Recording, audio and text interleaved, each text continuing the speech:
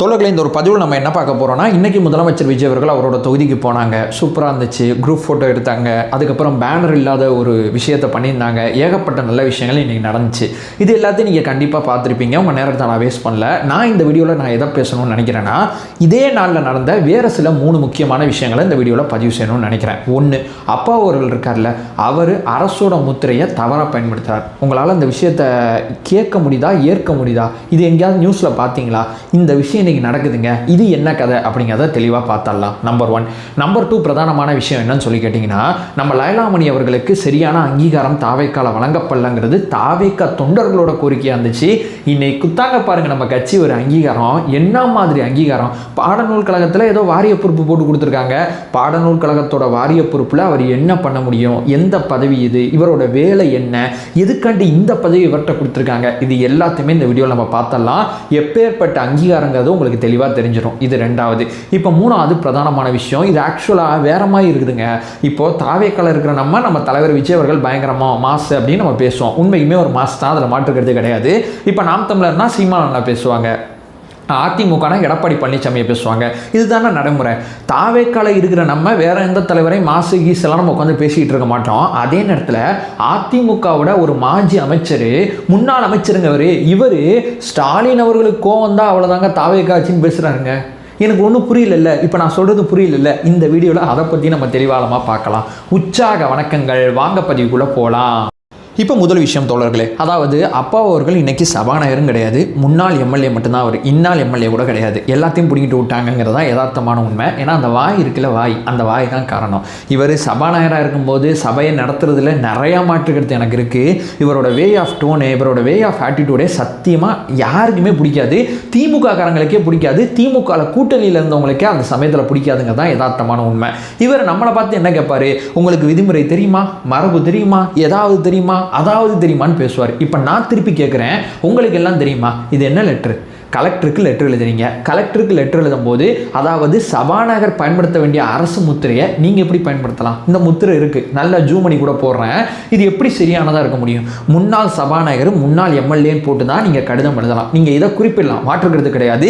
இந்நாள் சபாநாயகர் ஜேசிடி பிரபாகரன் அவர்கள் பயன்படுத்த வேண்டிய அந்த சபாநாயகருக்கான அரசு முத்திரையை சபாநாயகரே இல்லாத நீங்கள், இன்னைக்கு கிடையாது நீங்கள் சபாநாயகர், நீங்கள் எப்படி பயன்படுத்தலாம்? இந்த கடிதத்தில் அவர் என்ன சொல்லியிருக்காருன்னா, அவர் எம்எல்ஏவாக இருக்கும் போது 2 விஷயத்துக்கு நிதி ஒதுக்கீடு பண்ணியிருக்காரு. அவரோட தொகுதி நிதியை பயன்படுத்தியிருக்காரு.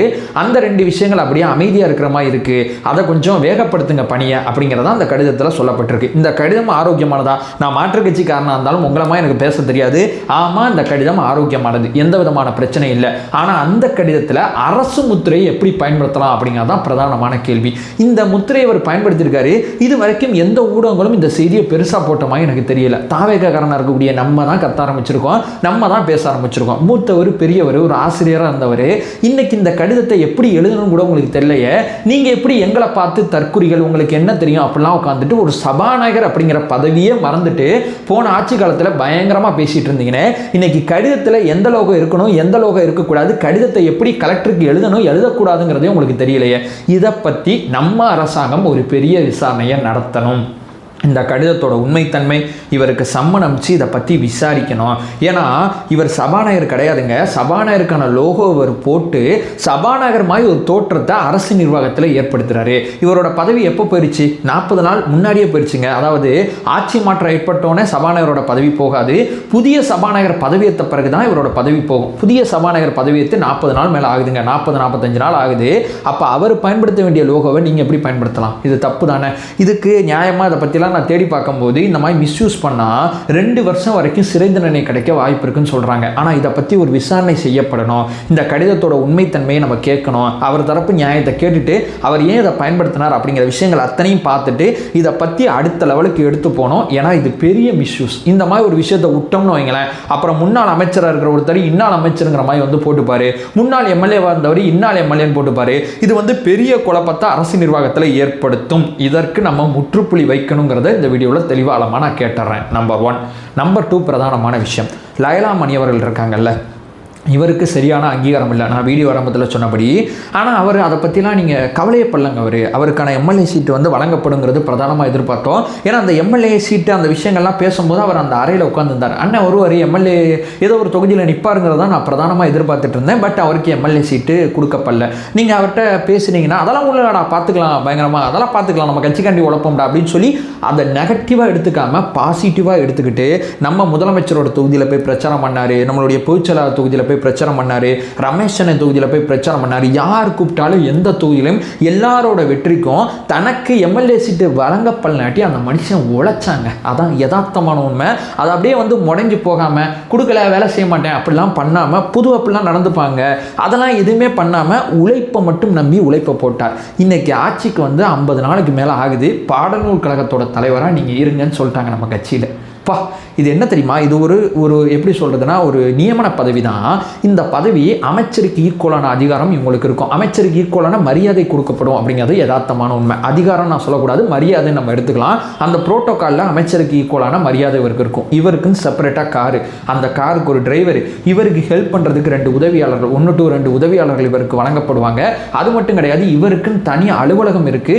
அந்த அலுவலகத்தில் இவருக்குன்னு தனியாக பிரத்யேகமான ஒரு அறையும் இருக்கு. இவரோட வேலை என்னன்னா, இப்போ பள்ளி கல்வித்துறையில் நம்மளோட அரசு பள்ளி மாணவர்களுக்கு பாடநூல் வந்து இலவசமாக கொடுக்குறோம், மிதிவண்டி கொடுக்குறோம். அதுக்கப்புறம் ஏகப்பட்ட விஷயங்கள் காலனியில் ஆரம்பித்து பஸ்பாஸில் ஆரம்பித்து ஏகப்பட்ட விஷயங்களை மாணவர்கள் கொடுக்குறோம்ல.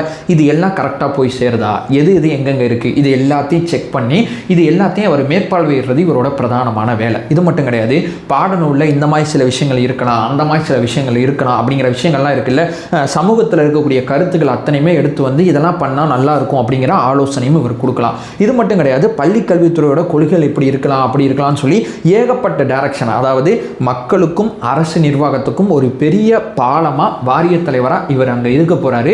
இவரோட பணி அதுதான் பிரதானமானது. இவர் எங்க போனாலும் இவர் டிராவல் பண்றதுக்கு ஏற்ற அந்த எரிபொருள் போட்டு போவார்ல, பெட்ரோல் டீசல் போட்டு போவார்ல கார்ல, அது எல்லாமே அரசாங்கம் கொடுத்துரும். இவருக்குன்னு ஒரு சம்பளமும் அரசாங்கம் தரப்புலேருந்து வழங்கப்படும். இவருக்கான உதவியாளர்களுக்கான சம்பளமும் அரசாங்கம் கொடுத்துருவாங்க. ஸோ நான் முன்னாடி சொன்னபடி இவர் பாட்டு உழைச்சிக்கிட்டே இருந்தார். இவரோட வாழ்க்கையை நீங்கள் எடுத்து பார்த்தீங்கன்னா, லயலாமணி அவர்கள் வாழ்க்கை எடுத்து பார்த்தீங்கன்னா, சின்ன வயசுலேருந்து அவர் அரசியல் பேசிக்கிட்டு இருக்காருங்க. தாவேக்கா வந்த பிறகு நம்மளமாய் அவர் அரசியல் பேசலை, அவர் அதுக்கு முன்னாலேருந்தே அரசியல் பேசிக்கிட்டு இருக்காரு. கல்லூரி வாழ்க்கையிலேருந்தே ஏகப்பட்ட போராட்டங்களை பங்கேற்ற ஒருத்தரை பள்ளி கல்வித்துறையில் நீங்கள் இங்கே வாங்க, குழந்தைகளுக்கு அடுத்த லெவலுக்கு கொண்டு போக சப்போர்ட் பண்ணுங்கன்னு சொல்லி நம்ம கட்சி வர இந்த இடத்துல பயன்படுத்துனாங்க பார்த்தீங்களா? ஏன்னா பள்ளி கல்லூரியிலேருந்து இவர் அரசியல் பேசினவர், கரெக்டான இடத்துல கரெக்டான பொசிஷனை போட்டார் பார்த்தீங்களா நம்ம தலைவர் விஜய் அவர்கள். அதுதான் நம்ம தலைவர், அதுதான் மாசு. உழைச்சிக்கிட்டே இருங்க, உங்களுக்கு வர வேண்டியது நிச்சயமாக வருங்கிறத நம்ம ஏன் தொடர்ச்சி நம்ம வீடியோக்களில் சொல்கிறோம்னா, இது நிச்சயமாக நடக்கும். நான் நிறைய பார்த்துருக்கேன், அதனால இதை நான் பதிவு செய்கிறேன். இது மட்டும் கிடையாது, இந்த இடத்துல இவருக்கு இந்த அங்கீகாரம் கிடைக்கிறதுக்கு அண்ணன் ராஜ்மோகன் அவரோட உழைப்பு பிரதானமானது. ஏன்னா அவர்கிட்ட இந்த ஒரு வாரியத்தை மணிக்கு தான் கொடுக்கணும், லயலாமணிக்கு தான் கொடுக்கணுங்கிறதுல விடாப்பிடியாக இருந்தார். அது மட்டும் இல்லாமல் அனஞ்சித் அவர்கள் இருக்காங்கல்ல, அவரை பாடநூல் கழக குழுவில் போட்டிருக்கார். மயில்சாமி அண்ணாதுரை அவர்கள் தலைமையில் ஒரு குழு, பாடநூலை எப்படி தயாரிக்க போகிறோம் அப்படிங்கிற பல கல்வியாளர்கள் இருக்கக்கூடிய குழுவில் அனஞ்சித் அவர்களுக்கு ஒரு பதவி கொடுக்கப்பட்டிருக்கு. அவருக்கும் ஒரு அரசாங்க சம்பளம் போகும். ஆனால் அனஞ்சித் அவர்கள் பதவி கொடுக்கும்போது என்ன கட்சிக்காரன் குடிக்கிறீங்க அப்படின்னு பயங்கரமாக குடிச்சாங்க. ஆனால் அனஞ்சித் அவர்கள் இருக்காங்கல்ல, அவரை நான் வீடியோ எடுத்திருக்கேன், இன்டர்வியூ எடுத்திருக்கேன். அந்த இன்டர்வியூவில் நீங்கள் எந்த கேள்வி கேட்டாலும் அவர் பதில் சொல்லுவார்.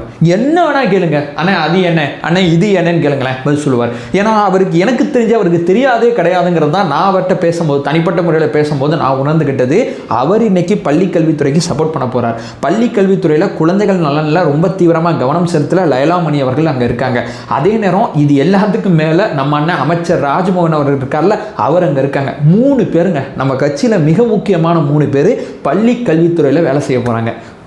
இது குழந்தைகளோட எதிர்காலத்தை அடுத்த லெவலுக்கு எடுத்து போங்க. இப்போ லயலாமணி அவர்கள் நினைச்சாங்கன்னா முதலமைச்சர் விஜய் அவர்களை தனிப்பட்ட முறையில் சந்தித்து பள்ளி கல்வித்துறை சார்ந்து உரையாடல் மேற்கொள்ளலாம். பள்ளி கல்வித்துறை சார்ந்த ஆய்வு நடத்தும் போது தலைமைச் செயலகத்தில் அவர் வந்து கலந்துக்கலாம். ஏன்னா அவருக்கான அந்த விஷயங்கள் அத்தனையுமே அமைச்சருக்கு இணையான அதிகாரம், அவருக்கு அங்கீகாரம் வழங்கப்பட்டிருக்கு. அந்த அங்கீகாரம் அடிப்படையில் அவரால் எதுவும் செய்ய முடியும், பண்ண முடியும். இவர் ஏகப்பட்ட கோரிக்கைகள், பள்ளி கல்வித்துறை சார்ந்து ஏகப்பட்ட கோரிக்கையை அரசோட கவனத்துக்கு கொண்டு போகலாம். ஒரு முக்கியமான பதவிங்க. போன வாட்டி திண்டுக்கல் லயோனியா அவர் கொடுத்து வச்சிருந்தாங்க. இந்த வாட்டி வந்து சரியான ஒரு நபருக்கு கொடுத்துருக்காங்க. இதை நினைக்கும் போதே எனக்கு அவ்வளோ ப்ரௌடாக இருக்கு. எவ்வளோ நேரம் அதை பற்றி பேசுனேன்னு தெரியல.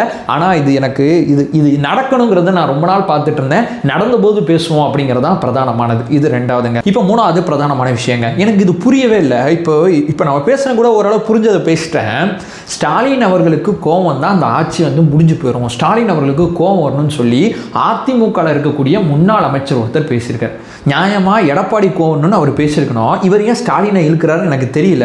ஸ்டாலினுக்கு மட்டும் கோவம் வந்துச்சுன்னா அவ்வளோதாங்க இந்த ஆட்சி. இது எந்த மாதிரி வே ஆஃப் டோன் எனக்கு சத்தியமாக அது புரியல. எப்போ தான் ஸ்டாலின் அவர்களுக்கு கோவம் வரும்? கொளத்தூர்லேயே ஸ்டாலின் அவர்களுக்கு தோக்கடிக்கப்பட்ட போது பாவம் ஒரு கோவம் இல்லை. அதுக்கப்புறம் நம்ம முதலமைச்சர் சட்டசபையில் வந்து எப்படிக்கா அப்படியே தேடினாரு, அப்படியே சிம்பிள் பண்ணார். எங்கே உங்கள் அப்பாலாம் கேட்டார். ஏன் தெரியுமா? ட்ரிகர் பண்ணி மறுபடியும் இடைத்தேர்தலை நிப்பாட்டி மறுபடியும் தோக்கடிக்கணும். நான் மறுபடியும் சொல்கிறேன், நம்ம முதலமைச்சர் விஜய் அவர்கள் சாதாரண ஆள் கிடையாது, பயங்கரமான அரசியல்வாதி. இப்படி ட்ரிகர் பண்ணால் ஒரு திருச்சி கிழக்கிலேயோ இல்லை கரூர்லேயோ எங்கேயோ ஒரு இடத்துல நிற்பாங்க. மறுக்கா தோக்கடிச்சு இவங்க தோத்து போனதுக்கு காரணம் வந்து அதிசயமோ அற்புதமோலாம் கிடையாதுங்க. உண்மைக்குமே மக்கள் செல்வாக்கு இல்லாத தலைவர் தான் ஸ்டாலின் அவர்கள்ங்கிறத ப்ரூவ் பண்ணுறதுக்கு தான் மறுபடியும் ட்ரிகர் பண்ணுறாரு. மறுபடியும் நிற்க போகிறாரா இல்லையா நமக்கு தெரியல. இவர் கோவம் தான் இந்த ஆட்சி கவுந்துருன்னு இவர் இங்கே பில்டப் கொடுத்துக்கிட்டு இருக்காரு. இவர் அதிமுகக்காரரு, திமுக தலைவருக்கு பில்டப் கொடுத்துக்கிட்டு இருக்காரு. இதெல்லாம் எடப்பாடி பழனிசாமி பார்த்துட்டு என்னப்பா நமக்கு எலிவேஷன் கொடுக்க வேண்டியவன் அங்கிட்டு கொடுத்துக்கிட்டு இருக்கான், என்னதான் கதைங்கிறப்ப மேலே ஆல்ரெடி ஆளாம் ஒன்றா தானே இருக்காங்க. அப்படியே கீழே அப்படியே மெதுவாக ஒன்றாகிறாங்க. அடுத்த எலெக்ஷனில் தாவேக எதிர்ப்பு அப்படிங்கிற மையப்புள்ளியில் திமுகவும் அதிமுகவும் ஒன்று சேர்ந்தது அப்படிங்கிற ஒரு முடிவுக்கு வர்றான். எல்லாம் இல்லைன்னு மட்டும் பாருங்களேன், நிச்சயமாக வந்துடுவாங்க. இந்த மாதிரி கணிப்புகளை நம்ம லயலாமணி அவர்கள் ஆரம்பத்திலே சொன்னாங்க. அது இப்போ நடந்துகிட்டு இருக்கு அப்படிங்கிறதா யதார்த்தமான உண்மை. அதிமுகவில் இருக்கிறவங்க திமுக எலிவேஷன் கொடுக்குறாங்க. ஜெயலலிதா ஆட்சி காலத்தில் இதெல்லாம் நினைச்சு பாருங்க, இதெல்லாம் நினைச்சு கூட பார்க்க முடியாது அந்த ஆட்சி காலத்தில். இன்னைக்கு இது நடந்துகிட்டு இருக்கு. எங்க போய் சொல்லி வர்றதுன்னு தெரியல. இப்படிப்பட்ட தலைமை, இப்படிப்பட்ட பேச்சுகள் இருக்கும்போது அங்க இருக்கிறவங்க இந்த தலைமை வேஸ்ட், வேலைக்காகன்னு சொல்லி தாவேக்கா நோக்கி வந்துகிட்டு இருக்காங்க. இது புரியாம எல்லாரும் குதிரை பேரம், அந்த பேரம், இந்த பேரம் கத்திக்கிட்டு இருக்காங்க. என்ன சொல்றதுன்னு நமக்கு தெரியல. இதான் யதார்த்தமான உண்மை. இதை சொல்லிட்டு இந்த வீடியோ நான் என் பண்ணிக்கிறேன். நம்ம சேனலை ஃபர்தராக ஃபாலோ பண்ணிங்கன்னா பொலிட்டிக்கல் சார்ந்து மிக முக்கியமாக பல்வேறு விதமான விஷயத்தை நம்ம பார்த்துட்டு இருக்கோம். நம்மளோட ஒரே நோக்கம் அறியாமை அகற்ற வேண்டும், அறியாமை அகற்றப்பட வேண்டும். Thank you so much.